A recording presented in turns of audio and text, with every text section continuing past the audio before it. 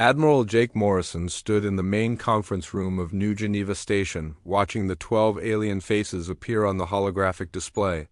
The massive space station orbited Earth, spinning slowly to create artificial gravity for the humans who lived and worked there.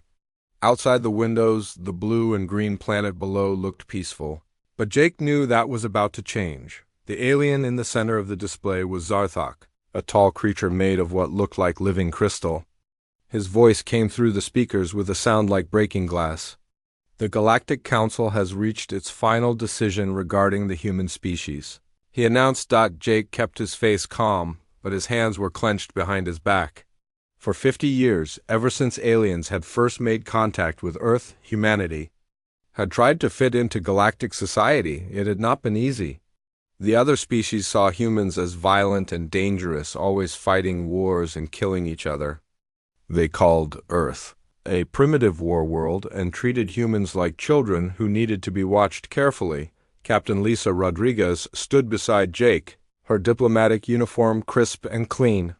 She had spent the last 20 years trying to convince the galaxy that humans could be peaceful. Now, looking at the stern faces of the alien council members, she could see that all her work had failed. The human species has shown no improvement in the past 5 decades, Zarthok continued. Your people still fight wars on your homeworld. Your military forces are too large and too well armed. Your culture celebrates violence and conflict. The Council has decided that humanity is a threat to galactic peace. Jake wanted to laugh. The aliens thought Earth's current military was too dangerous. They had no idea what humans were really capable of. For 50 years, humanity had been playing a careful game, showing the galaxy only what they wanted to see. Every human soldier, every weapon, every warship had been designed to look primitive and weak compared to alien technology. We have tried to help your species evolve beyond its violent nature, said another council member, a floating jellyfish-like creature called Morden. We have shared our peaceful philosophies and shown you how civilized species resolve conflicts through discussion and ritual combat. But humans refuse to change. Colonel Ben Carter, standing near the back of the room, had to bite his tongue to keep from speaking. The aliens called their pathetic light shows ritual combat.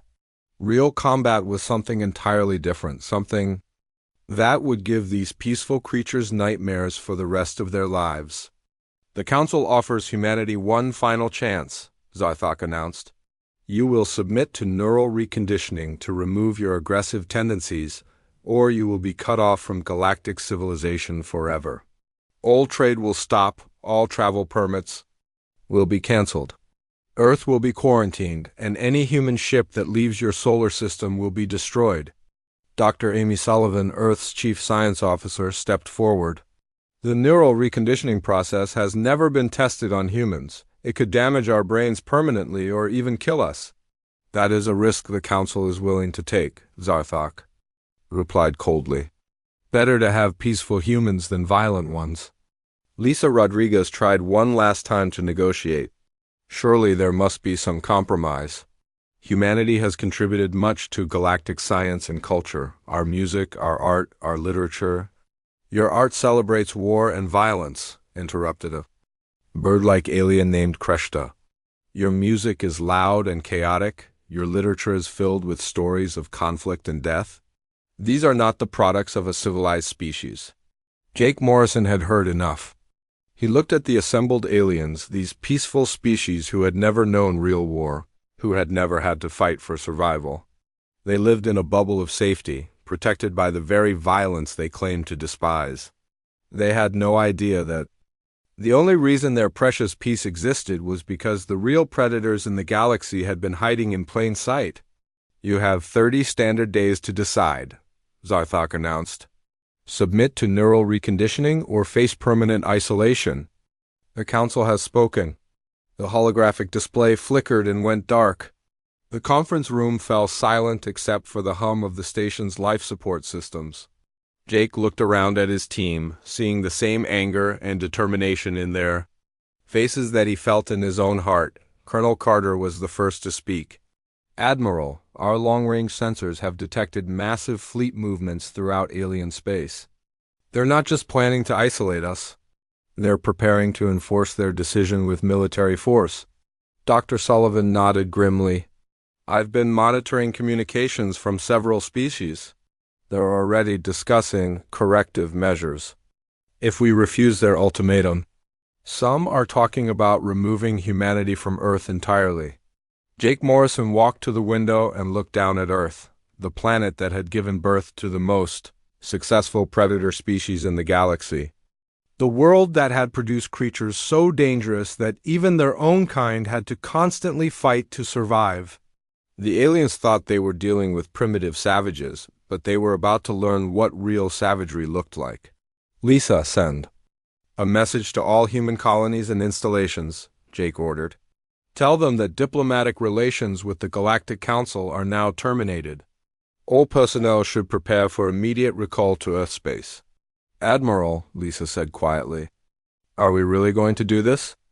Are we going to show them what we're really capable of? Jake turned back to face his team. These were good people, humans who had spent their careers trying to build bridges with alien species. They had believed that humanity could find a place in galactic civilization through peaceful means. But the galaxy had made its choice, and now humanity would make theirs.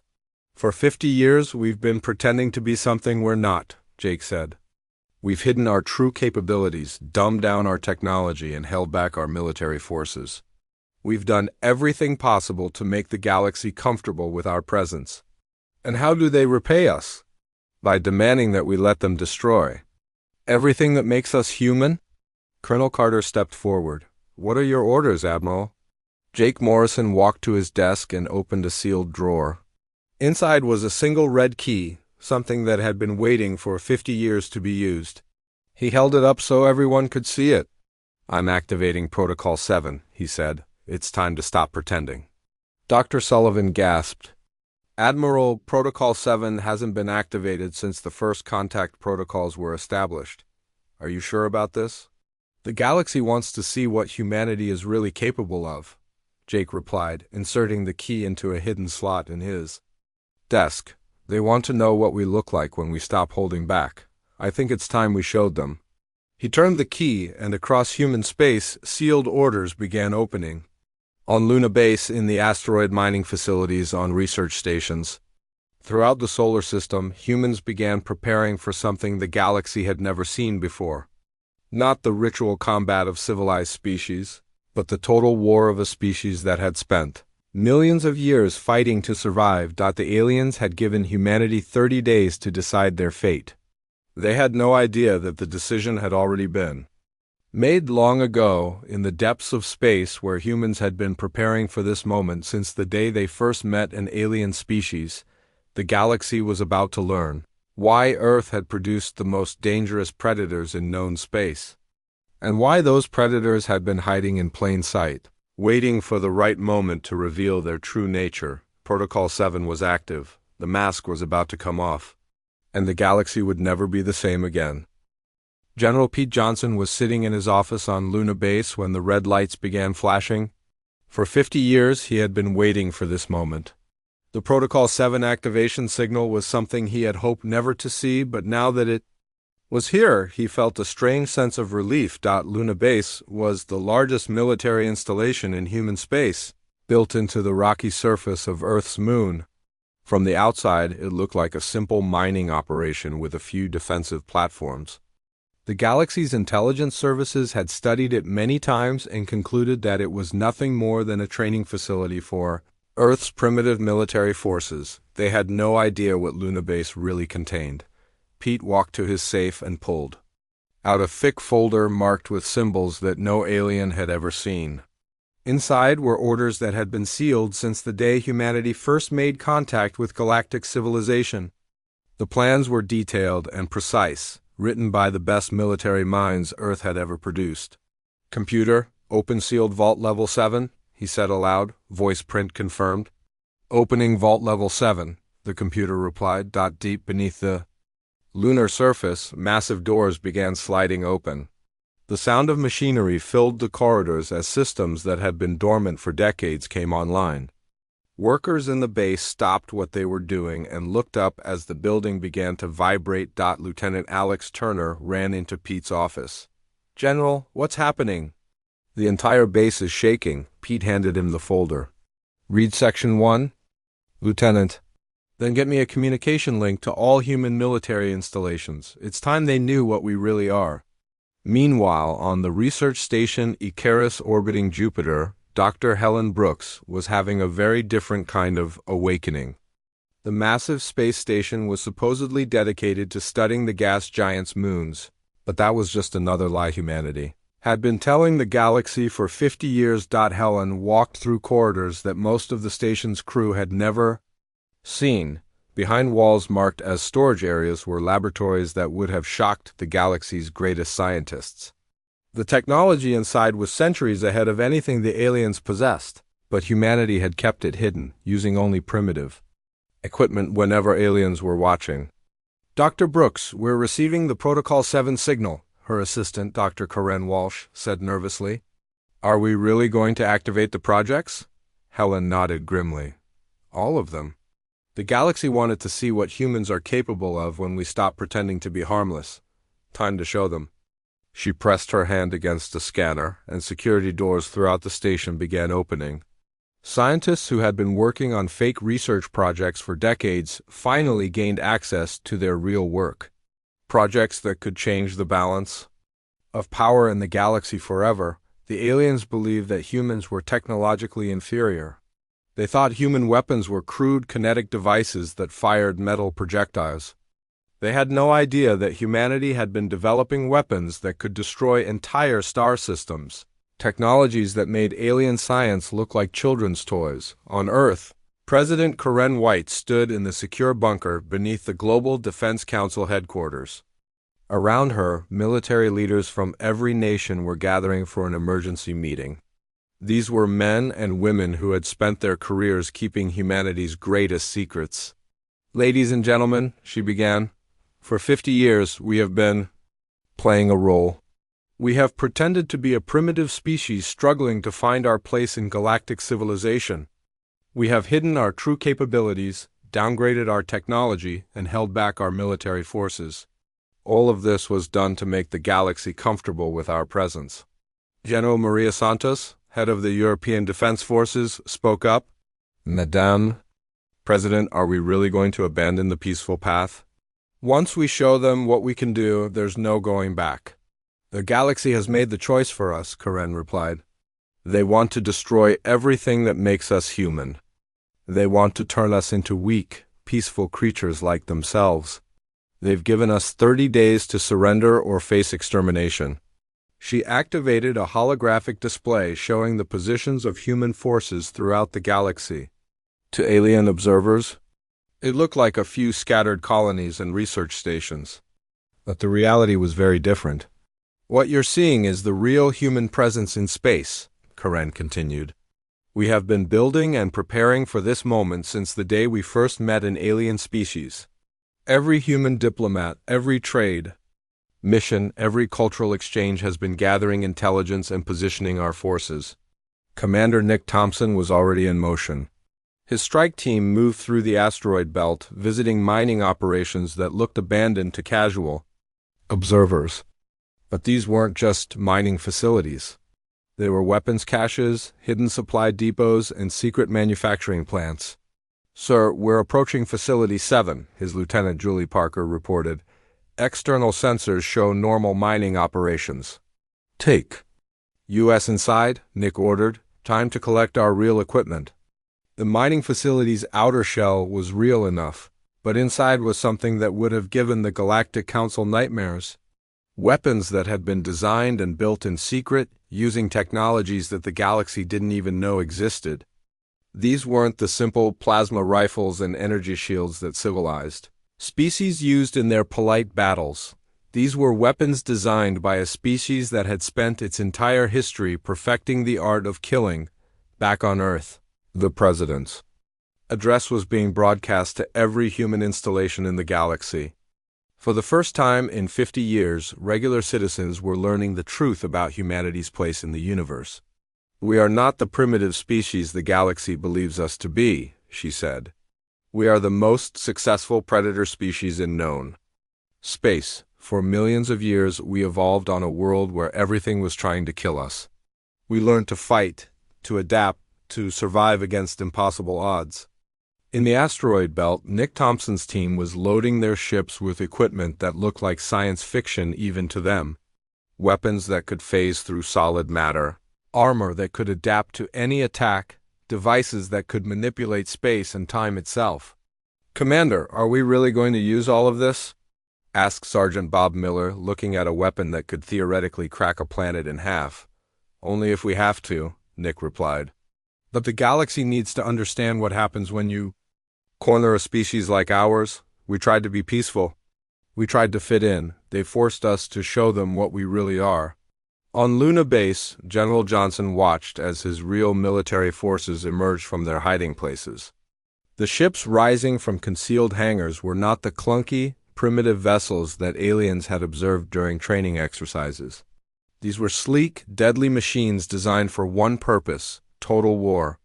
"General, all units are reporting ready," Lieutenant Turner announced. "We have full communication with all human installations throughout the galaxy." "Good," Pete replied. "Send them the activation codes. It's time to wake up the real human military." Across human space, the transformation was beginning.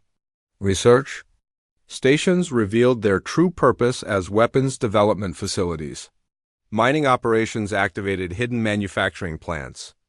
Diplomatic missions began gathering intelligence on alien military capabilities.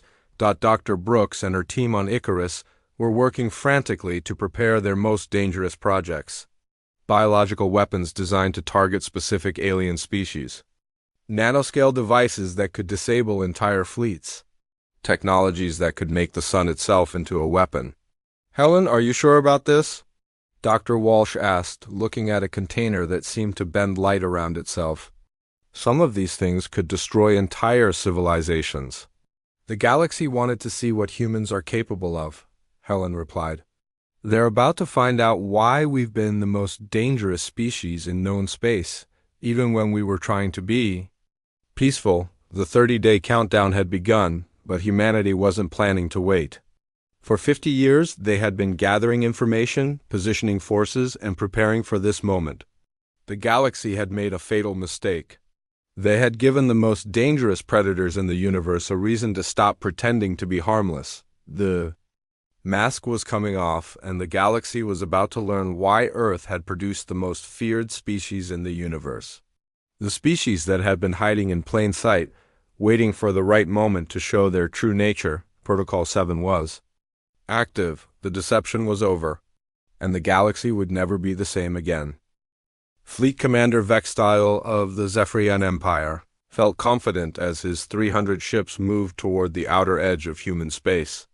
The Zephyrians were known throughout the galaxy as skilled warriors, and their fleet represented more firepower than most species could deploy in a century of warfare. The crystal-skinned commander stood on the bridge of his flagship, the Eternal Glory, watching the tactical display. His orders were simple: demonstrate galactic superiority by destroying any human resistance, then proceed to Earth for the final occupation. The Galactic Council expected this to be over quickly. "Commander, we are approaching the human outer defense perimeter," reported his tactical officer Creshedon. "Our sensors detect only a handful of primitive human vessels. They appear to be mining ships and cargo transports." Vextile nodded with satisfaction. The intelligence reports had been accurate. Humanity possessed no real military capability beyond a few outdated defensive platforms. This would be easier than the Council had predicted. "Signal the fleet to maintain formation," he ordered. "We will give the humans one chance to surrender before we destroy them." What Vextile didn't know was that Captain Steve Davis was watching. His every move from Defense Station Alpha, hidden deep within the asteroid belt. The station looked like nothing more than a large asteroid to alien sensors, but it was actually the command center for humanity's outer defenses. Steve had been waiting for this moment for 20 years. He was one of the few humans who knew the full extent of their species' hidden capabilities. The aliens thought they were dealing with primitive defenders, But they were about to face something that would change galactic history forever, Captain. The alien fleet is maintaining standard formation, reported Lieutenant Jenny Brooks from the sensor station. 300 ships, all using predictable galactic military tactics. Any sign they suspect our true capabilities? Steve asked. None, sir. They're treating this like a routine pacification mission. Their communications are completely unencrypted, and they're not even bothering with advanced scanning. Steve smiled grimly. The galaxy's arrogance would be their downfall. For 50 years, humanity had studied every aspect of alien military doctrine. They knew how galactic species fought, what weapons they used, and most importantly, what they didn't expect. Initiate Phase 1, he ordered. Let's show them what happens when you underestimate humanity. Deep in the asteroid belt, Commander Nick Thompson received the signal. His strike team had been positioned throughout the region for weeks, invisible to alien sensors thanks to technology that was centuries ahead of anything the galaxy possessed. All units, this is Thompson, he transmitted on the secure channel. Phase 1 is active. Begin infiltration protocols. The first sign of trouble came when the Zephyrian ships began experiencing system failures. Navigation computers started giving incorrect readings. Weapon systems began powering down without explanation. Communication arrays started broadcasting static instead of clear signals. Commander, we're experiencing widespread technical difficulties, Cressiden reported nervously. Multiple ships are reporting system malfunctions. Vextal frowned. Run full diagnostics on all systems. This could be some kind of human sabotage. What he didn't know was that Dr. Helen Brooks and her team on Icarus Station had deployed nanoscale infiltration devices months ago. These microscopic machines had been quietly spreading throughout galactic space, attaching themselves to alien ships and waiting for activation. The galaxy's computer security was pathetic compared to human technology. Their systems had been designed for a peaceful universe where no one tried to hack or sabotage enemy equipment. They had no defense against the advanced cyber warfare that humanity had been developing in secret. Sir, we're losing control of primary systems, another officer reported. The malfunctions are spreading through the entire fleet. Meanwhile, Lieutenant Chris Martinez was monitoring the situation from a hidden listening post on the edge of the system. His job was to record everything that happened and ensure that news of humanity's capabilities spread throughout the galaxy. The alien fleet is in complete disarray, he reported to Captain Davis. They have no idea what's happening to them. Good, Steve replied. Initiate Phase 2. Let's show them what real warfare looks like. Across the asteroid belt, human ships began decloaking. But these weren't the primitive vessels that aliens had observed during training exercises. These were sleek, deadly machines that seemed to bend space around them as they moved. The Zephyrian sensors finally detected the human ships, but the readings made no sense. The vessels appeared to be phasing in and out of normal space using technology that violated everything the galaxy thought they knew about physics. Commander, I'm detecting multiple human vessels, Cressiden reported, his voice shaking. But their energy signatures are unlike anything in our databases. Vextal stared at the tactical display in disbelief. The human ships were moving in ways that should have been impossible. They were accelerating faster than any known propulsion system could achieve, and their weapons were charging with power levels that exceeded anything in the galactic arsenal. All ships, prepare for combat, he ordered. These humans are more advanced than we thought, but it was already too late. The human ships had surrounded the Zephyrian fleet, using movement patterns that no galactic military academy had ever taught. They attacked from multiple directions at once, using weapons that the aliens had never seen before. The first human weapon to fire wasn't an energy beam or plasma charge like the galaxy used in their ritual combats. It was something far more terrifying, a projectile that existed in several dimensions at once, passing through shields and armor as if they weren't there. The Zephyrian flagship shook as the weapon struck, and Vextal watched in horror as sections of his ship simply ceased to exist. The weapon hadn't destroyed the metal and electronics, it had removed them from reality entirely. Shields are useless, Cressiden screamed. The human weapons are passing right through them. Commander Thompson's strike team moved through the alien fleet like predators hunting prey. Each human ship was piloted by officers who had trained their entire lives for this moment. They used tactics that the peaceful galaxy had never imagined, striking at weak points with precision that came from millions of years of evolutionary warfare. The battle wasn't really a battle at all. It was an execution. Within minutes, half the Zephyrian fleet was destroyed. The remaining ships tried to retreat, but human technology made escape impossible. The aliens found their ships locked in place by some kind of spatial manipulation that their science couldn't explain. "Commander, we need to surrender," Crescent pleaded. "Our weapons can't touch them, and they're destroying us one ship at a time." But Vextile was too proud to surrender. He had been sent to demonstrate galactic superiority, and he would rather die than admit that humans were more advanced than his people. "All remaining ships, continue the attack," he ordered. "We will show these primitives the power of the Zephyrian Empire." Captain Davis watched from Defense Station Alpha as the alien fleet made its final desperate attack. The human ships didn't even bother to dodge the incoming fire. Their defensive systems absorbed the alien weapons as if they were nothing more than flashlights. "Sir, should we end this?" Lieutenant Brooks asked. "No," Steve replied. "Let them exhaust themselves. The galaxy needs to understand what happens when you threaten humanity." The final phase of the battle was swift and merciless. The human ships closed in on the remaining Zephyrian vessels, using weapons that didn't just destroy the ships but erased them from existence. There were no explosions, no debris, no evidence that the alien fleet had ever existed. In the end, only one ship remained, Vextal's flagship, crippled and helpless. The commander stood on his bridge, staring at the human vessels that surrounded him. For the first time in his life, he understood what it meant to face a superior predator. "Human vessels, this is Fleet Commander Vextal," he transmitted. I surrender. Please spare my crew." The response came from Captain Davis himself. "There will be no survivors, Commander. The galaxy needs to understand that humanity's warnings weren't empty threats." The final human weapon fired, and the eternal glory vanished from existence. The entire Zephyrian fleet was gone, erased as if it had never existed.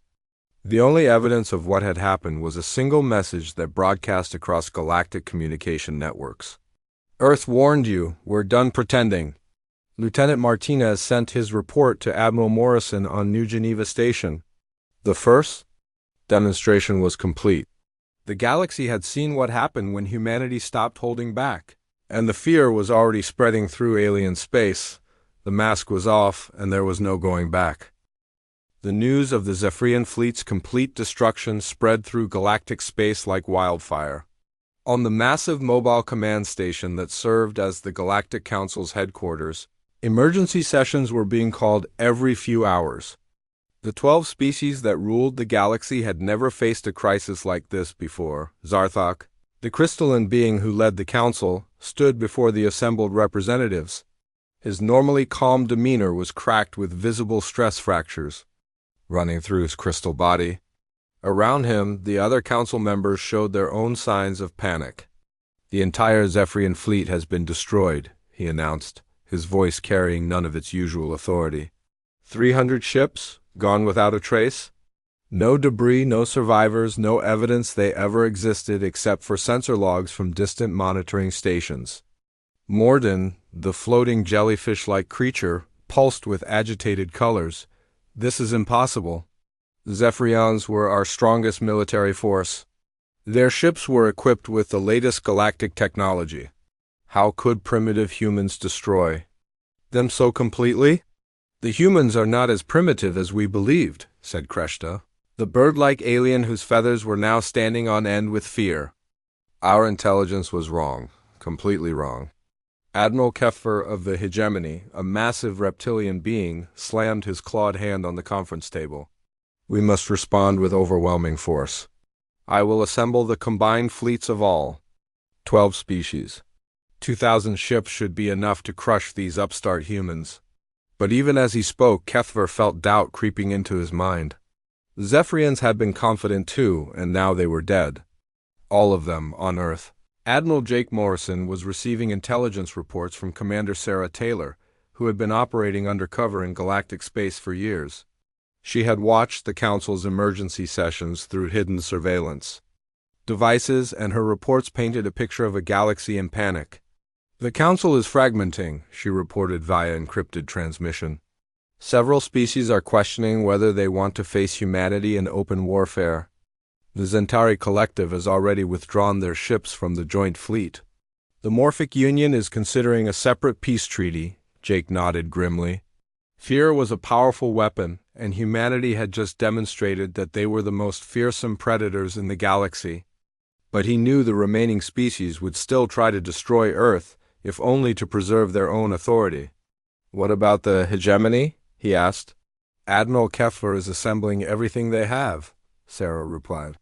"He's calling it the largest military force in galactic history.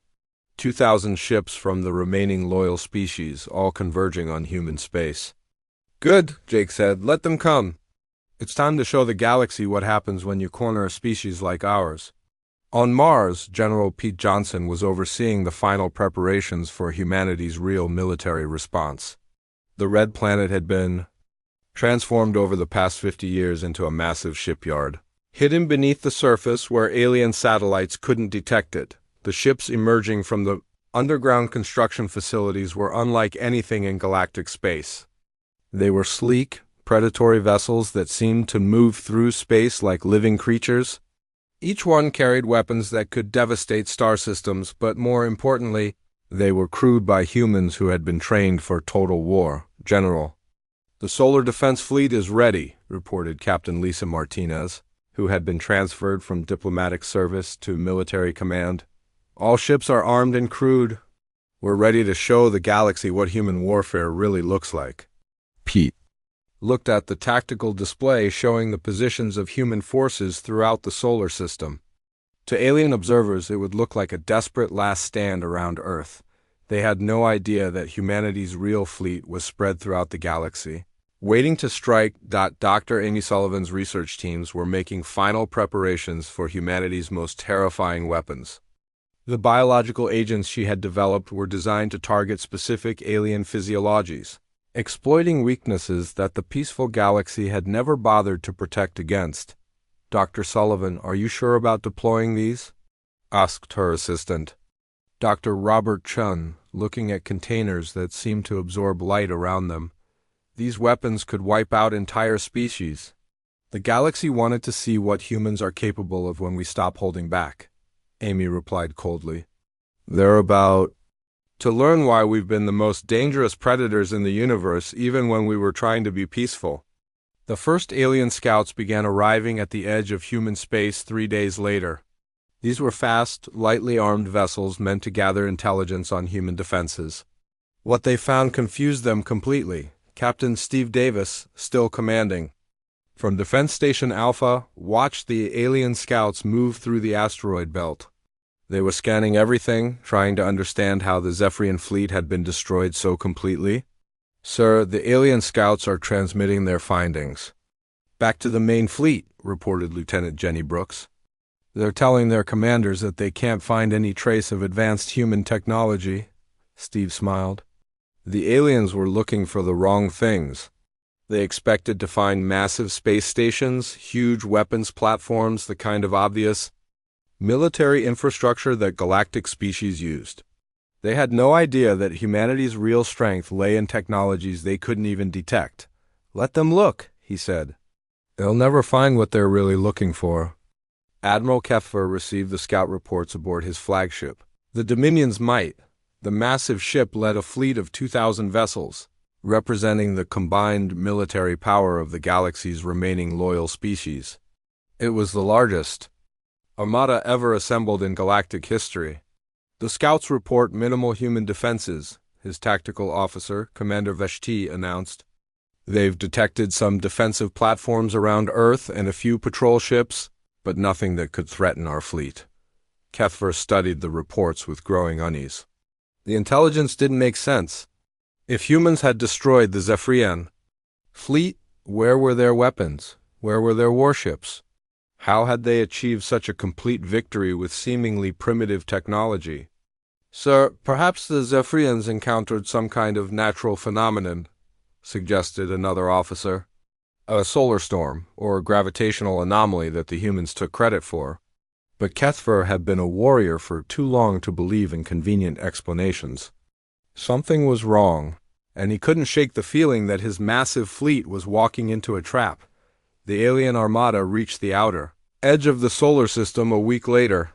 Admiral Kethver deployed his forces in a standard galactic formation, with the heaviest ships at the front and support vessels protected in the center. It was a formation that had worked for thousands of years of galactic warfare. Captain Davis watched from his hidden command post as the alien fleet advanced toward Earth. The formation was exactly what humanity had expected. The galaxy's military doctrine was predictable, based on centuries of ritual combat between civilized species. "Sir, should we begin the attack?" asked Lieutenant Brooks. "Not yet," Steve replied. "Let them get closer. We want them to feel confident. Right up until the moment they realize what's happening." The alien fleet moved through the outer solar system, passing Jupiter and Mars without incident. Long-range sensors detected the expected human defenses around Earth, but nothing that seemed threatening to such a massive force. Admiral Kethver began to feel more confident.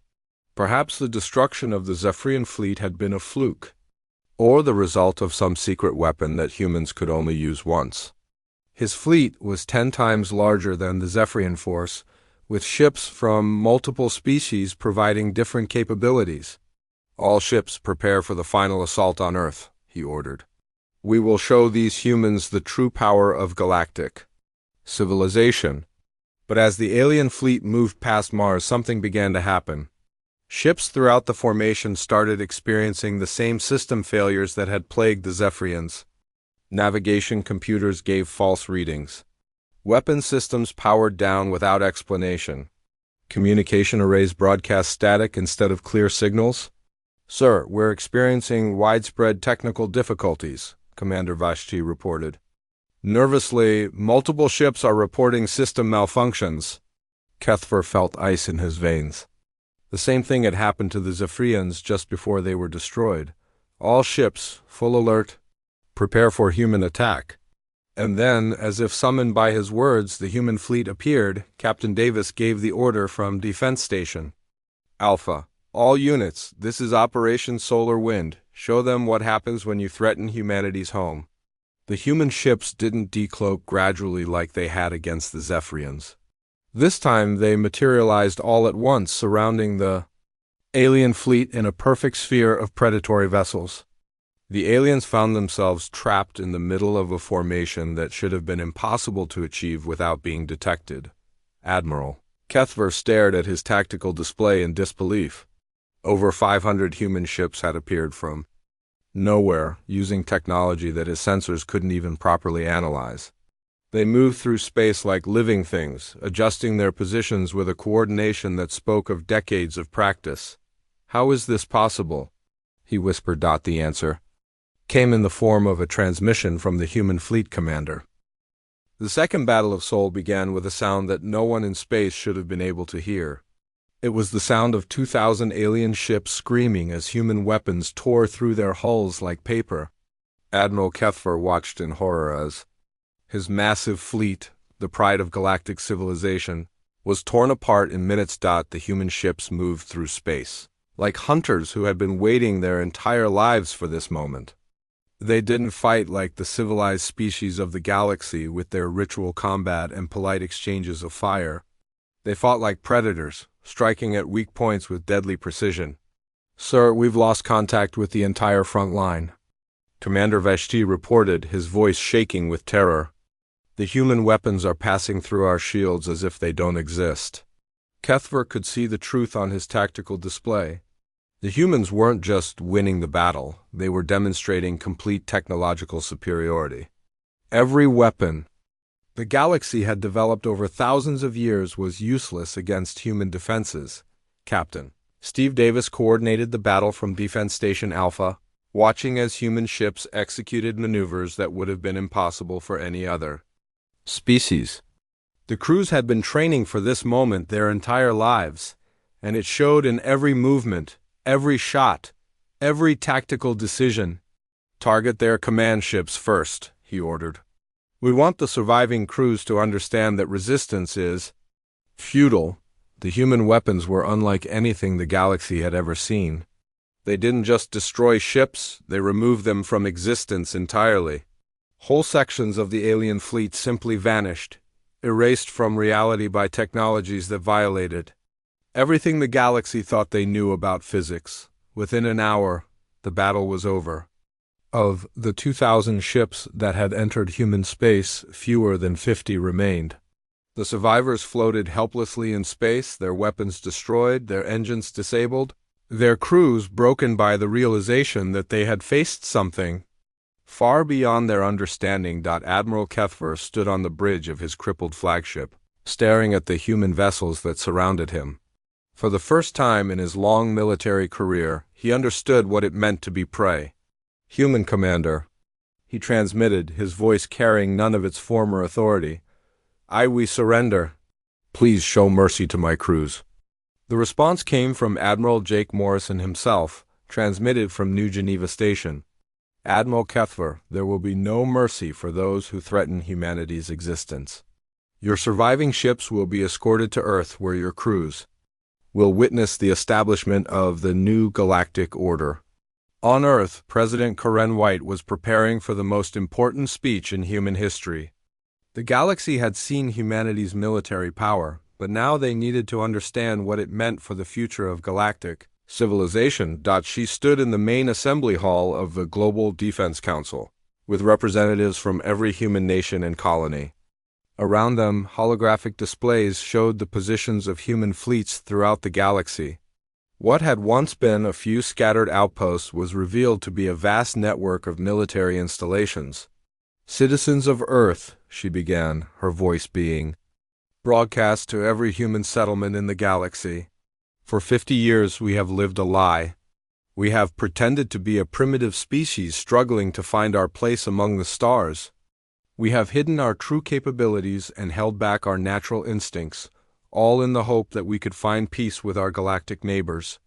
The camera feeds showed human colonies throughout the galaxy, places that aliens had thought were simple farming settlements or research stations. But now the truth was revealed. Each colony was a fortress, equipped with weapons that could defend against entire fleets. "The galaxy has shown us that peaceful coexistence is impossible," Karen continued. "They demanded that we surrender everything. That makes us human or face extinction. They have made their choice, and now we will make ours." Commander Sarah Taylor, operating from her hidden base deep in alien space, was monitoring the reactions of the remaining galactic governments. The reports she was sending back to Earth painted a picture of complete collapse. "The Zentari Collective has formally surrendered," she reported. "They're offering to become a human protectorate in exchange for protection from other species. The Morphic Union is requesting immediate peace negotiations. Even the Council species are beginning to fragment." General Pete Johnson was leading human fleets to the homeworlds of the Council species. The orders were clear: demonstrate that no world in the galaxy was beyond human reach. The aliens needed to understand that the old order was finished forever. "General, we're approaching the hegemony homeworld," reported Captain Lisa Martinez from the bridge of the human flagship Solar Fury. Long-range sensors show massive defensive installations around the planet. Pete looked at the tactical display showing the alien defenses. Orbital platforms, defense satellites, shield generators that could protect the entire planet. It was the most heavily defended world in galactic space, and it would serve as the perfect demonstration of human power. "All ships prepare for planetary demonstration," he ordered. "Let's show them what happens when you threaten Earth." The human fleet didn't attack the defenses directly. Instead, they deployed a single weapon that Dr. Amy Sullivan's team had developed in secret. It was a device that could manipulate the fundamental forces of physics, turning the planet's own defenses against it. The alien defensive system simply stopped working. Shield generators shut down. Weapons platforms went offline. Defense satellites fell silent. Within minutes, The most protected world in the galaxy was completely defenseless. The human fleet took position in orbit around the planet, and Pete Johnson transmitted a message to the billions of aliens below. "This is General Johnson of the Earth Defense Forces. Your world is now under human protection. The old galactic order is finished." Similar scenes were playing out across the galaxy. Human fleets appeared in orbit around every major alien world, demonstrating that nowhere was safe from Earth's reach. The species that had once looked down on humanity as primitive warmongers were now begging for mercy from the predators. They had awakened. Dr. Sullivan was overseeing the deployment of humanity's most terrifying weapon systems.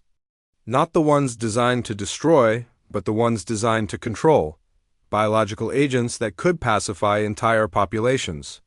Nanoscale devices that could monitor every alien communication. Technologies that would ensure that no species could ever threaten humanity again? "Are you sure about this level of control?" asked Dr. Robert Chun, looking at devices that could influence the thoughts and emotions of entire species. "A galaxy forced this choice on us," Amy replied.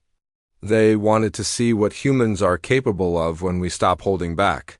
Now they'll live under human rule for the rest of their existence."